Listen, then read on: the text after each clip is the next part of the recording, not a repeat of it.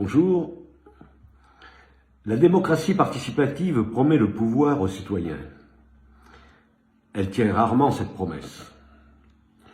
On parle de démocratie participative dans les médias, dans les collectivités, dans les organisations. Mais au fond, très peu de gens savent vraiment ce que c'est. Alors prenons une minute pour clarifier.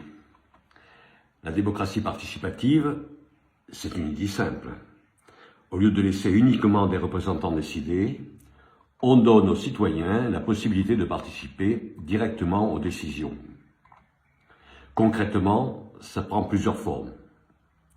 Des budgets participatifs où l'on vote pour financer des projets, des consultations publiques où l'on demande l'avis des citoyens, des assemblées citoyennes où des groupes débattent et formulent des propositions.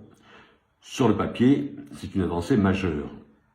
Plus de participation, plus d'implication, plus de démocratie.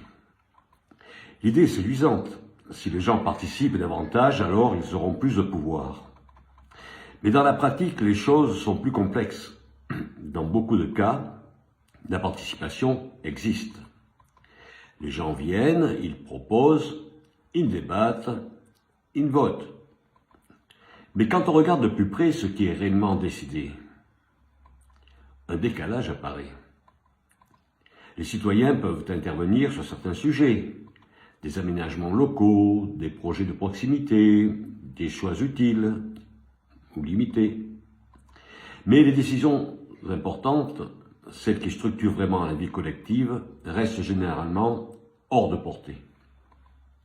Les grandes orientations politiques, les choix économiques, les décisions stratégiques. Ces décisions continuent à être prises ailleurs. Et c'est là qu'apparaît un phénomène assez paradoxal. Les gens participent, mais ils ne contrôlent pas ce qui compte vraiment. Autrement dit, il y a de la participation sans véritable pouvoir. Et ce décalage change complètement la nature du système. Parce que participer, ce n'est pas seulement d'être présent. C'est pouvoir agir sur les causes réelles. Quand ce n'est pas le cas, la participation peut devenir une forme limitée d'implication. Dans certains cas, elle donne même une impression de pouvoir, sans en donner les moyens réels.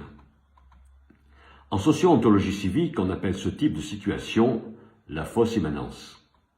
C'est un régime dans lequel on vous dit « vous participez », vous avez votre mot à dire.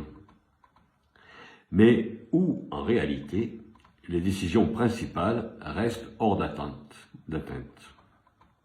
Ce n'est pas forcément volontaire, ce n'est pas forcément organisé, mais le résultat est le même. Les citoyens participent sans être réellement les causes de ce qui arrive.